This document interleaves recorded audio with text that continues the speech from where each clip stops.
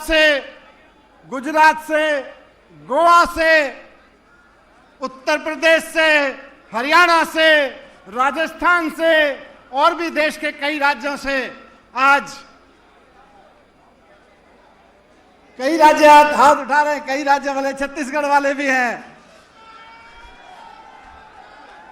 पूरे देश से आज अरविंद केजरीवाल के लिए, अरविंद केजरीवाल के हौसले को सलाम करने के लिए आज पूरे देश से केजरीवाल के सेनानी यहां पे इस मैदान में आए हुए हैं।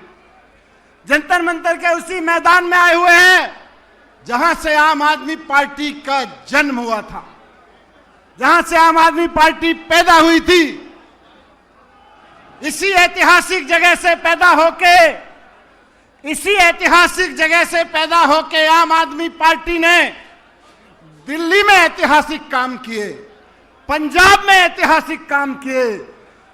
13 साल के अंदर अंदर दिल्ली, गुजरात, पंजाब, गोवा तक एमएलए खड़े कर दिए।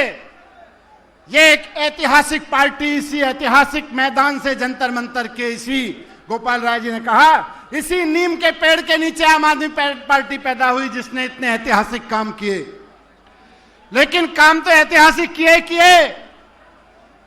आजाद भारत के इतिहास में सबसे ज्यादा ऐतिहासिक झूठे आरोप भी इसी पार्टी के नेताओं पे लगाए गए। सबसे ज्यादा ऐतिहासिक साजिशें आपकी ऐतिहासिक पार्टी ने झेली। सबसे ज्यादा साजिशें, झूठ, सबसे ज्यादा प्रताड़ना अरविंद केजरीवाल जी और उनकी टीम ने झेली।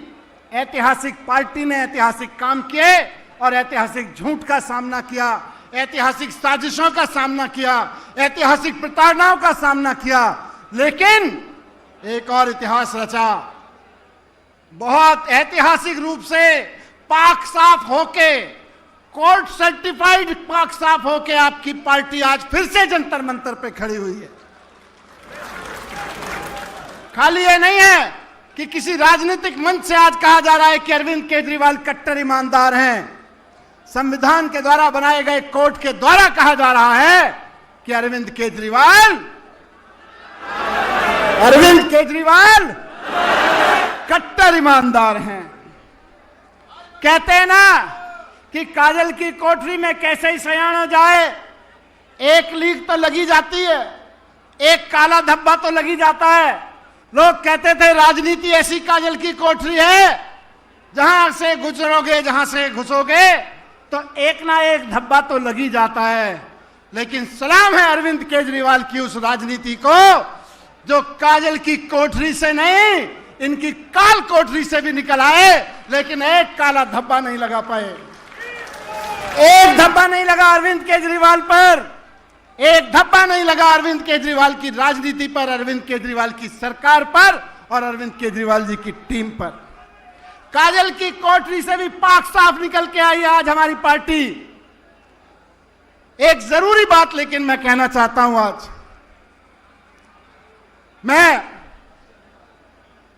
मेरे दादा फौजी थे, भारत की फौज में रहे। मेरे पिता सरकारी स्कूल में टीचर थे। मेरे नाना जी फ्रीडम फाइटर थे। मेरे घर में देशभक्ति का माहौल था। मैंने पत्रकारिता में भी देशभक्ति के भावना से काम किया। हमेशा सोचता था मैं, मेरे दादा ने, मेरे नाना ने, मेरे पिता ने मेरे अंदर देशभक्ति का जज्बा भरा। केजरीवाल जी ने उस देशभक्ति को रास्ता दिखाया और मुझे लगता रहा कि अगर देश के लिए अच्छे स्कूल बनाएंगे तो देशभक्ति होगी। मुझे लगता था कि देश के लिए अच्छे अस्पताल बनाएंगे तो देशभक्ति होगी। देश के नौजवानों को नौकरियां दिलवाएंगे तो देशभक्ति होगी। देश के व्यापारियों का व्यापार आगे बढ़ेगा, सरकार ऐसे काम करेगी तो देशभक्ति होगी। लेकिन आज 10 साल के राजनीतिक अनुभव के बाद और इन सारे अनुभवों से गुजरने के बाद इस जंतर मंतर की जमीन से मैं कह रहा हूं कि स्कूल बनाना देशभक्ति है, अस्पताल बनाना देशभक्ति है, नौकरियां दिलाना देशभक्ति है, व्यापारियों का व्यापार बढ़ाना देशभक्ति है। लेकिन आज की तारीख की जरूरत है कि नरेंद्र मोदी से भारत को मुक्त कराना भी देशभक्ति है। नरेंद्र मोदी के अत्याचार से भारत को मुक्त कराना भी आज हमारी देशभक्ति है। और हम अपनी इसको देशभक्ति की परिभाषा में रखें, इसको हमको देशभक्ति की परिभाषा में जोड़ना पड़ेगा। सत्ता की हवस में डूबे हुए चौथी पास राजा की सत्ता की हवस से देश को मुक्त कराना आज हमारी देशभक्ति है। सत्ता में बैठे हुए नरेंद्र मोदी जी सत्ता की हवस के लिए ईडी का दुरुपयोग करते हैं चुनाव जीतने के लिए, सीबीआई का दुरुपयोग करते हैं चुनाव जीतने के लिए, चुनाव आयोग का दुरुपयोग करते हैं चुनाव जीतने के लिए, दिल्ली पुलिस का उपयोग करते हैं चुनाव जीतने के लिए, सारी संस्थाओं का दुरुपयोग, पूरी की पूरी सरकार का दुरुपयोग करते हैं चुनाव जीतने के लिए। इनको हटाना देशभक्ति है कि नहीं है? तैयार हो? हमको ऐसा चौथी पास राजा अपने प्रधानमंत्री के रूप में नहीं चाहिए जो सीबीआई ईडी का दुरुपयोग बन के सत्ता में बना रहना चाहता हो। हमको ऐसा प्रधानमंत्री नहीं चाहिए जो अमेरिका दबाव डाले तो पाकिस्तान के सामने घुटने टेक दे। हमको ऐसा प्रधानमंत्री नहीं चाहिए। हमको ऐसा प्रधानमंत्री नहीं चाहिए जो चाइना हमारी जमीन में घुसाए और वो आंख बंद करके बैठ जाए। हमको ऐसा प्रधानमंत्री नहीं चाहिए। हमको ऐसा प्रधानमंत्री नहीं चाहिए जो अमेरिका का राष्ट्रपति भारत को गाली देता रहे और वो जबान बंद करके मौन में बैठ जाए। हमको ऐसा प्रधानमंत्री नहीं चाहिए।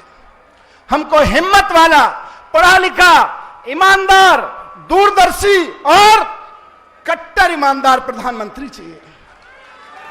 कट्टर ईमानदार नेता चाहिए हमें प्रधानमंत्री के रूप में। हमको ऐसा प्रधानमंत्री नहीं चाहिए जो हवाई जहाज से उतरते उतरते खीसे नहीं पड़ता, ही करता घूमे सारी दुनिया में। हमको ऐसा प्रधानमंत्री नहीं चाहिए जिसके बारे में दुनिया में दलाल कहना शुरू कर दें कि हम तो इसको जब चाहें जहां जिसके सामने नचवा देते हैं। हमको ऐसा प्रधानमंत्री नहीं चाहिए। हमको ऐसा प्रधानमंत्री चाहिए जो इस देश में स्कूलों की बात करे, जो इस देश में अस्पतालों की बात करे, रोजगार की बात करे, व्यापार की बात करे। कौन है ऐसा नेता जो ये सब कर सकता है? कौन है? जोर से बताओ। इसी जंतर मंतर से आवाज उठानी है कि नरेंद्र मोदी को सत्ता से हटाना देशभक्ति है और केजरीवाल जी को सत्ता में बिठाना देशभक्ति है।